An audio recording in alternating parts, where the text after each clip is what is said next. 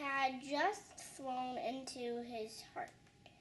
Why I've always had a critical approach to reading. I always argue with the authors, and I want children to grow up having a very respectful disdain for authority. When I came here to teach in the Reading and Language Arts part of the School of Education, I was asked to do a course on children's literature.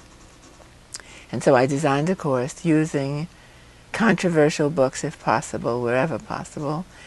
During her more than 40 years as an educator, Masha Rudman sought out books with these controversial themes and ones which she thought would evoke critical thinking in her students and others. When she found these books, she held on to them, acquiring an extensive library for her and her students to use. Finally, when I retired just a few years ago, we had over 8,000 volumes, children's books mostly. In the fall of 2011, Masha Rudman donated her extensive collection of over 8,000 children's books to the W.E.B. Du Bois Library. And I feel so overwhelmed and inundated with your love. It's just very hard.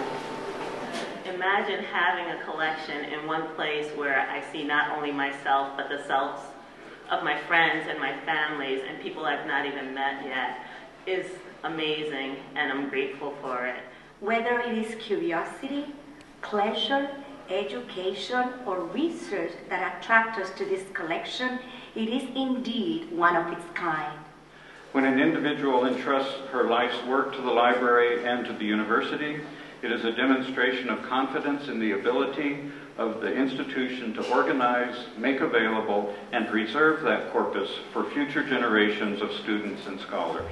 The Rudman Collection is located on the 21st floor of the library. It is a working collection and continues to grow, both in scope and in genre, and themes covered. It is the largest public collection of its kind in the Pioneer Valley and one of the largest in all of New England, serving both the UMASS Amherst community and the community at large.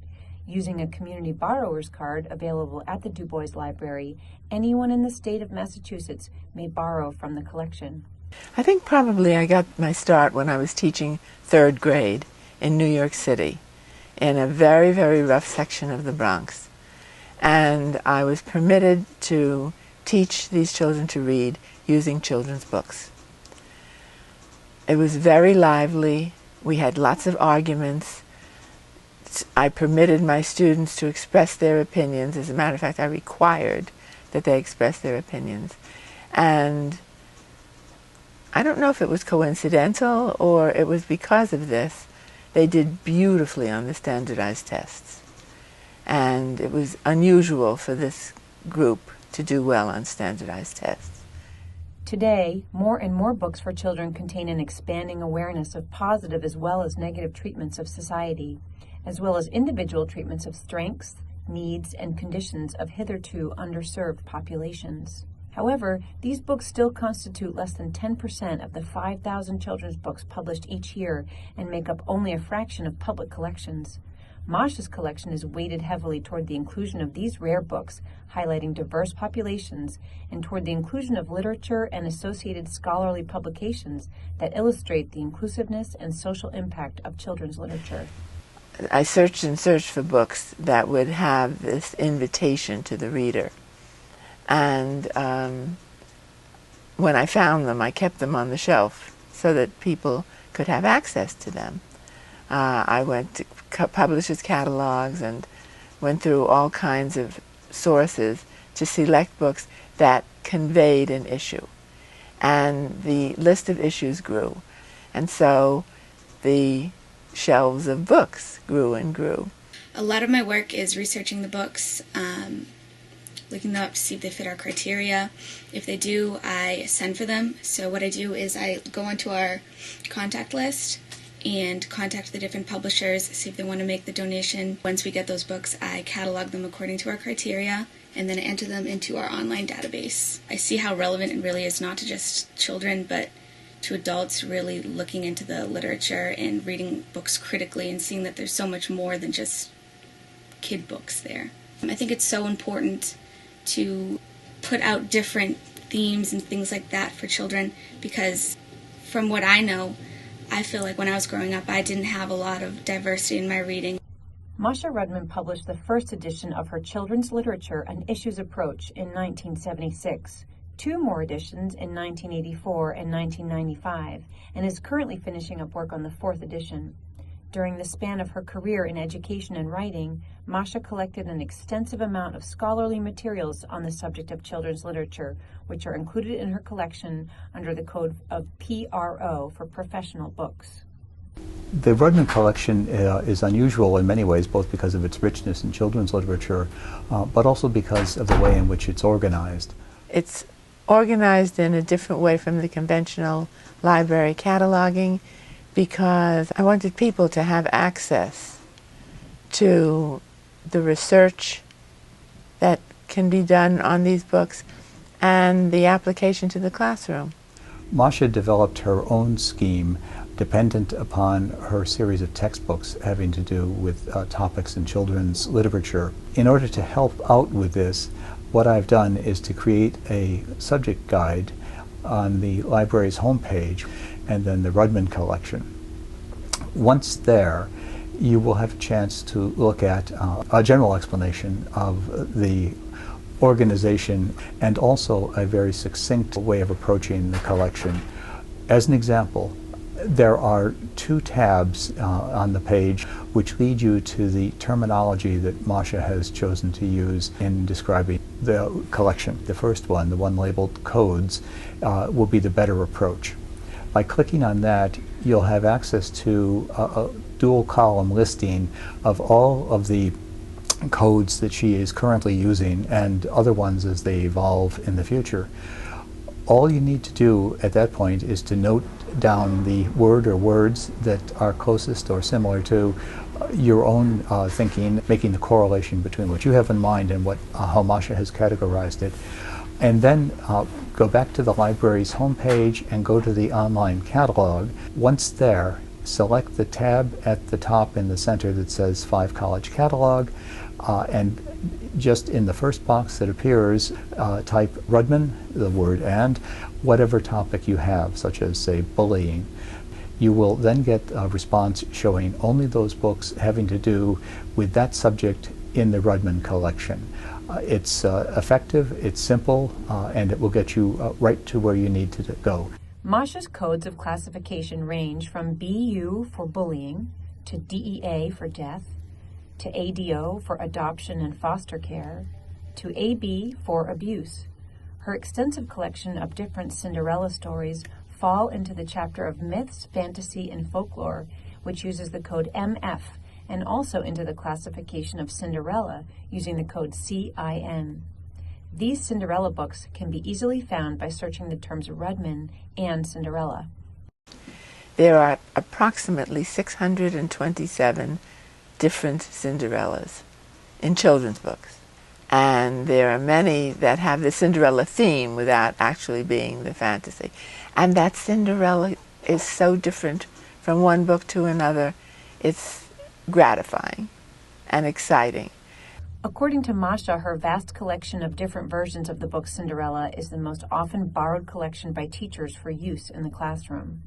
Students very often do charts comparing who's the fairy godmother and what gets Cinderella to the ball, and most of the time it's magic, but sometimes it's her own gumption. And some of the Cinderellas are wimpy, and some of the Cinderellas are very outspoken and self-dependent, and it never ceases to entertain as well as provide food for thought. When you say, oh, a Cinderella, I wonder what kind of Cinderella she is. So that's the Cinderella, and that's been fun to collect. The collection also contains books by 3 authors which can be used for author studies. These books do not follow the classification scheme of the rest of the collection, but can be easily identified by their purple tags and location by the windows at the end of the stacks. We've selected 3 authors that you might want to look at for author studies. Joseph Bruchac writes mostly from a Native American and an indigenous person's point of view. Jacqueline Woodson writes from everybody's point of view. She has novels in verse, and she has gay characters, very sympathetically portrayed. All of her characters, or almost all of her characters, are African American. Jane Yolen has over 300 books published, and every genre, every issue, Jane has tackled it.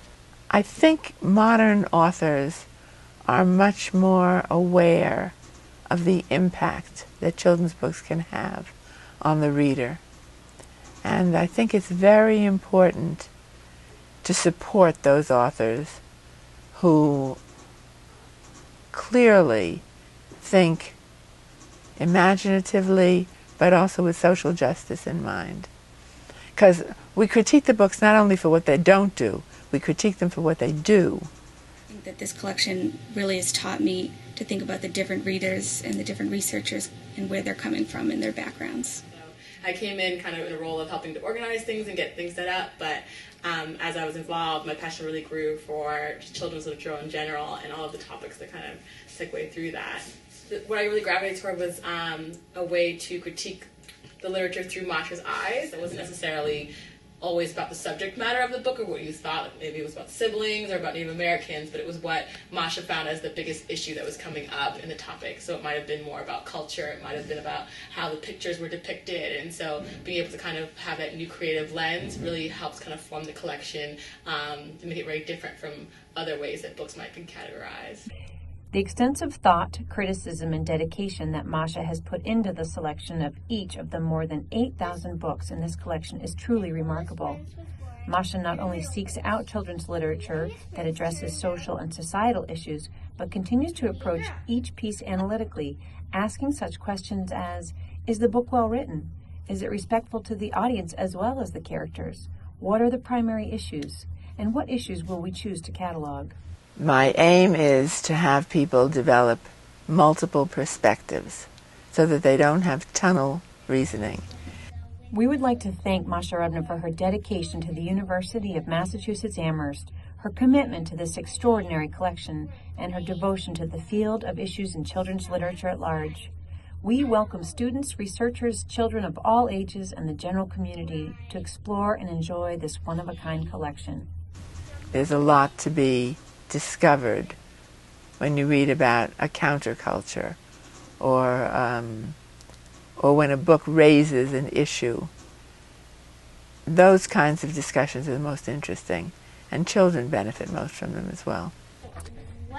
The UMass Amherst Libraries welcomes any feedback and ideas for the developing coding system of the Masha Rudman Issues in Children's Literature collection as we seek to continually improve and grow our resources. The youngest prince turned out to be a girl. Well, said the king gloomily, we can't call her Peter. We'll have to call her